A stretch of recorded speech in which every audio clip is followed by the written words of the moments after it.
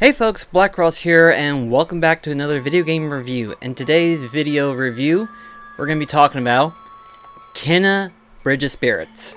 Finally, I got around to finally get this and play it. And what do I think about it? It's okay. Now, this is kind of going to be an unusual video to talk about because my anticipation for Kena Bridge of Spirits was a little bit different than what I originally thought it was going to be. Because I thought it was going to be one thing, turns out it was completely something else entirely, and that's not a bad thing, but admittedly it kind of has its problems. So with those problems, it didn't help sour the experience for me, but when I say it's okay, it is okay. So in other words, if you were to ask me, would you recommend this, I would say yes, I would recommend you to try this out if you want to and stuff like that. But I also would say that kind of go into it a little bit differently than what I did, because my thoughts on what I thought Kena Bridge of Spirits was going to be is completely different than what I originally thought it was going to be. So, based on the trailers, if you're familiar with video games at all and stuff like that, when you look at Kena Bridge of Spirits, your mind probably would think, oh, this is Pikmin probably, right? You know, the little black little things, moving objects and stuff like that, you're able to use them for your attacks and stuff. This is kind of an interesting, a little bit different Pikmin experience, right? Well, not exactly, I'm afraid. In fact, to say that it's Pikmin would be more of an insult to the Pikmin franchise itself. So I wouldn't go as far as to say it's like Pikmin. In fact, it's not even remotely close to being like that of Pikmin. Instead, it's kind of its own platforming action-adventure game, which is not a bad thing, it's not. But there are kind of a few elements that kind of made it less intriguing, and it kind of hurt the overall experience. But let's talk about the story itself. So, the story is about this girl by the name of Kena, who happens to be a spirit guide. And spirit guides in this game are usually ones that guide spirits to the afterlife. You know, if their spirits linger on any longer than they need to, they will transform into some kind of demonic entity that bounds their spirit into the world itself. And so Kena has the duty in order to free those spirits from those bonds in order to help them proceed on to the afterlife. Which is an interesting concept, and one that most people would be familiar with. However, though, I would say that the ideal concept alone, while interesting and definitely has a really good character depth, is unfortunately a poor execution into how the overall experience should feel. The game itself takes up in the form of 3 parts. 3 parts in which each part indicates to a specific character that you're going to be trying to do a spirit guide to. And, well, they tend to be quite elongated. So elongated, in fact, that I felt myself thinking to myself, either this is an extremely long game, or these character arcs are so freaking long. So, you have one arc where you've got the brother, and then the 2 twin brothers. Then you got another arc where you got the 2, I want to say they're engineers, inventors, arguably, perhaps, maybe. And then you got the chief.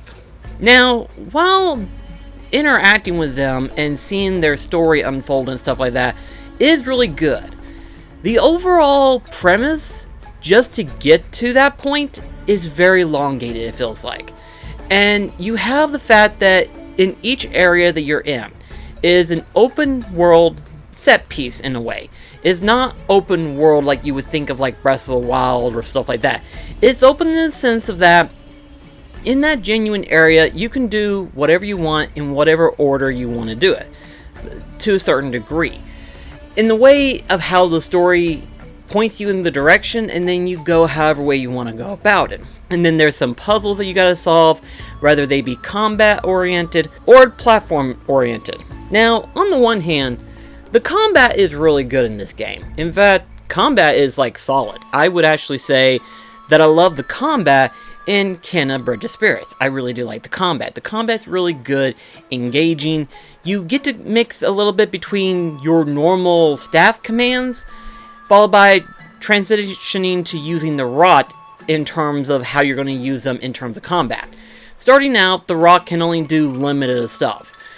And what they can do, they can either imprison, or, as you later on will find out throughout the entire game, you can either use them to infuse with your bow and arrow, or you can use them to infuse in your staff for a slam move, or just whatever form you want to use them in. And it all depends on how many rot you have collected in your overall inventory. Now, I say collect, but that does not mean it's like the Pikmin element that I was talking about earlier. In fact, really, you don't see all of the rot. You see like a handful of rot in the vicinity of the camera viewing itself. So I would probably say, around, if I had to take a wild guess, maybe 20 or so, depending. So not a lot of rot, and really in the game, there's only a total of 100 rot. So really, depending on the overall amount of rot, depends on the overall amount of skills you will be able to unlock. And that's the interesting thing, is the fact that collecting the rot helps you to unlock potential abilities that you ordinarily wouldn't be able to unlock if you just went straight through the game. So collecting the rot makes it more interesting, but they're not easy to find. Yes, you do get a handful of rot throughout the story, but there are several rots that are actually hidden within the game. 1 or 2 can be hidden at a time, to even potentially 5 at most. So it's one of those things where it's like exploring the area helps you in terms of being able to earn more abilities and being able to discover more stuff to find. That being said, the platform elements is where I feel like the game really has a problem. Like, I'll admit that I'm not good at platforms. So, say for example, Mario and stuff like that, I wouldn't be that good. But in terms of like platforming, I would say I'm standard, you know. I can play Jak and Daxter and stuff like that. And Jak and Daxter is kind of more platformy in terms of his gameplay, and not just combat like it's been known after Jak 2 and so on. But Kena Bridge of Spirits, its platforming tends to be lackluster at best, and I think the biggest problem is within its jump ability. You have the ability to jump and you have the ability to double jump, but the problem is that double jump feature is a little weird. It has this weird set piece in which where, yes, you can double jump, but depending on where you have to jump, depends on how you go about the jump itself. So you don't just go tap tap to jump. You have to go tap and then wait a few seconds and then tap in order to reach that further distance. So in other words, for a normal high jump is tap tap, but if you're going for a longer and higher distance, then you're going to need to have that timing precision that is going to matter. And that is unfortunately where I feel like the game tends to throw itself a little bit odd for me. To me, I feel like the platforming is a little bit rough around the edges, and one that definitely needs improving, I feel like. Definitely more improving on the platforming than anything. In fact, there are a handful of abilities that you do get, aside from being able to use the staff as well as using the rod. So, in the game, you have 3 different abilities that you can attain, each one being unlocked throughout the entire story of Kena Bridge of Spirits. The first one you get is the bow and arrow ability, the second one is the bomb, and then the third one is the dash ability. The bow and arrow is pretty standard, you know, you get to unlock this and use it to go through puzzles that require you to aim with the bow, like target practice and stuff like that. There's other ways to incorporate this and stuff, but for the most part, it's mostly just to use it for any target mini game that you will find in the game. The bomb ability, however, though, is a lot more needed, but, well, how can I put this? It ranges depends on the platform that you're going to be on. Some platforms are longer, some platforms are shorter time limit. And when I say that, I mean it. You will notice them, especially if you're like me and you suck at platforming. So the timing can be really rough and it can be really hard to get around it. The platform puzzles, I would argue and say, is almost as bad as, like, say, Portal. Portal, if you've ever played Portals, the Portal games, they are platformers. They are puzzle platformers. And sometimes they can be really easy, and sometimes they can be ridiculously challenging depending on how you have to go about it. The same way can be said for Kena Bridge of Spirits, especially with the bomb mechanic. What this does is that there are certain rocks that will glow with this light blue tint, and you can throw the bomb, and it will explode, and it will ignite them to where they will levitate. But you have a certain time limit in order to get across to that platform to get to the opposite end in order to reach there. And it can be pretty dicey depending on how you have to go about it. In some ways, it's just a normal simple jump.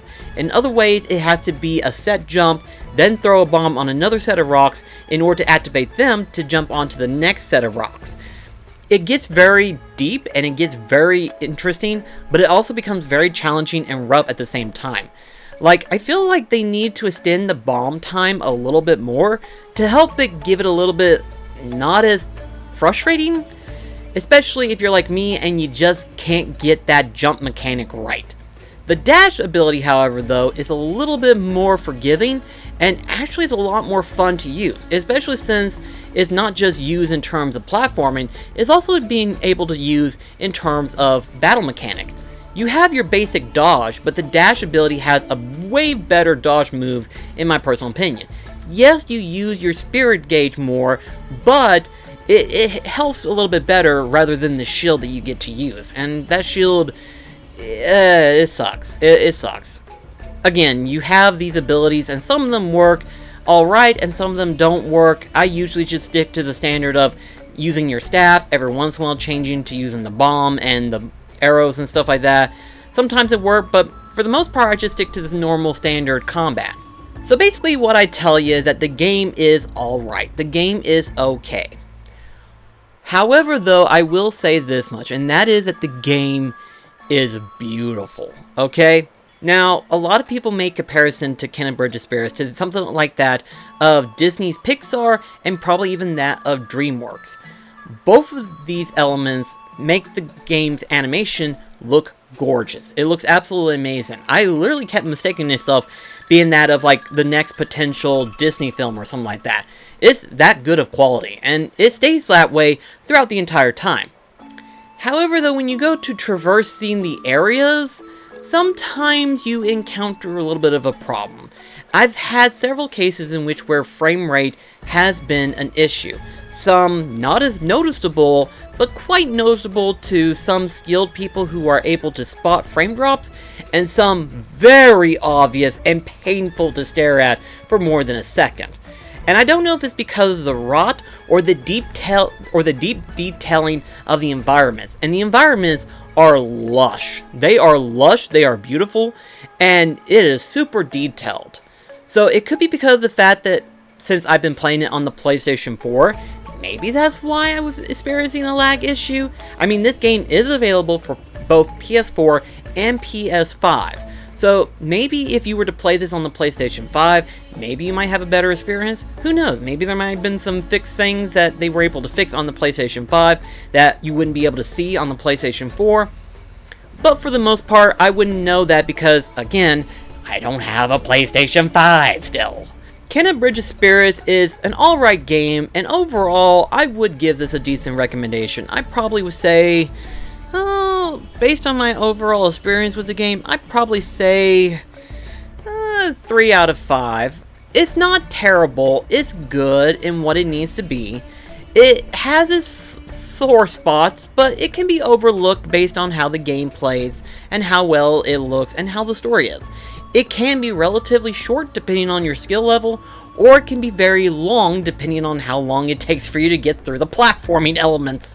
But overall, I say Ken and Bridge of Spirits gets a 3 out of 5. Again, doesn't make it a bad game, but definitely one that I would be wary about recommending it to anyone, especially if they're like me and they suck at platforming. Because trust me whenever I say this, the platforming in this game is a little rough around the edges. But that's to say if those things don't get fixed on the PlayStation 5 version per se. And if they do, well then I'll probably have to do an update video on that. Anyway guys, that's going to be it for this video review. Thank you so much for watching, and I shall see you in the next one. Till then, this is BlackCross signing off. Catch you guys later.